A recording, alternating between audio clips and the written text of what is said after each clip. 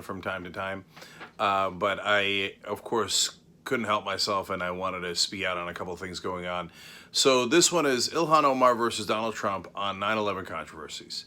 So the right wing is pretending to be outraged about Ilhan Omar saying some people did some things on 9/11, but others felt the repercussions. It's a very logical sentence, and it is the definition of a fake controversy. No one's actually outraged. So the people on the right wing, they're pretending to be outraged. Again, these are the same guys like Crenshaw, etc., that were not giving funding to the victims of 9/11. This is the same Republican Party who refused to fund the health care of the 9/11 cleanup crew.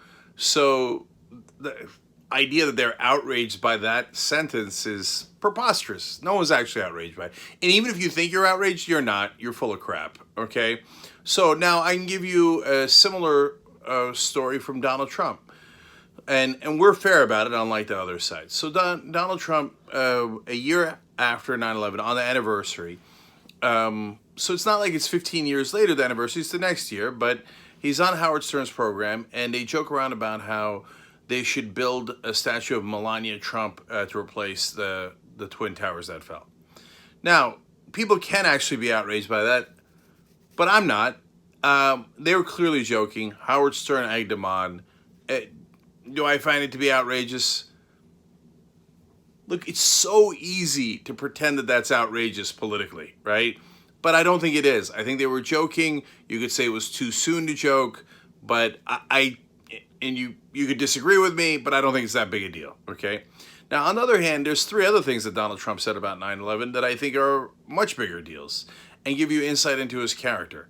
So he went on the radio right after 9/11 and then bragged about how his building was now the tallest building in New York City because the World Trade Center used to be the tallest, but now his is the tallest.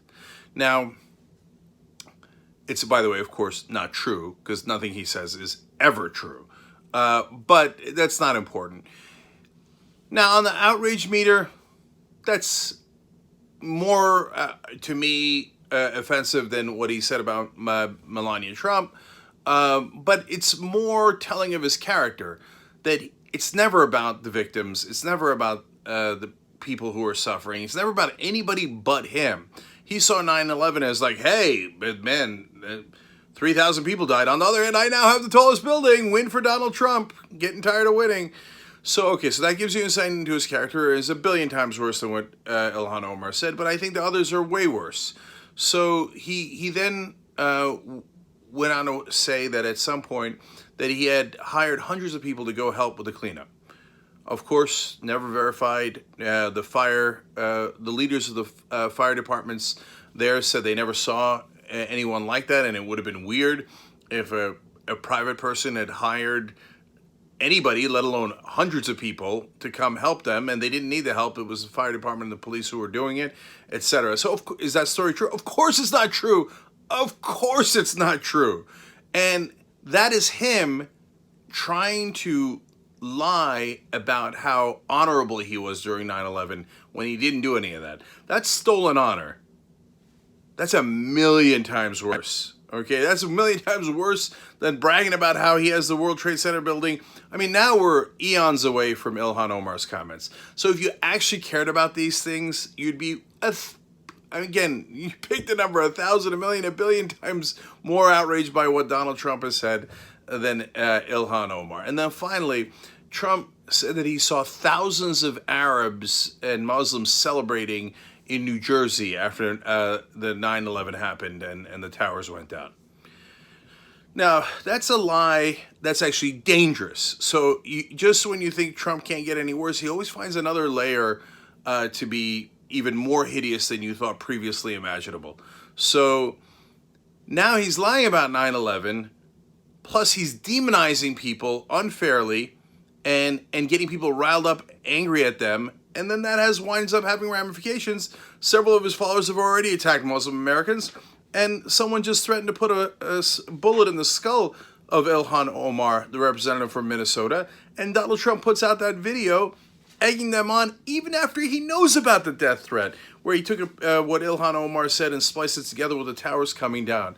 There is no end to what a bad guy Donald Trump is. So, look, I don't want to engage in this back and forth about, okay, what's more outrageous, etc. But if they're going to attack Ilhan Omar with complete fake outrage and they're going to do it 24/7, then hell yeah, we should strike back and we should tell people the reality of the things that Donald Trump has said about 9/11 and how much it shows what a monster he is. So that's the reality. My guess is if you heard all this about Donald Trump, at best you heard it as 50-50 on cable news, when of course, as usual, it is not 50-50. One side is way worse, significantly worse, and including, most importantly, not just comments, but actions where they didn't fund the people who helped in the 9/11 rescue and 9/11 cleanup, and they didn't fund the victims of 9/11. So, as usual, they are the worst of the worst.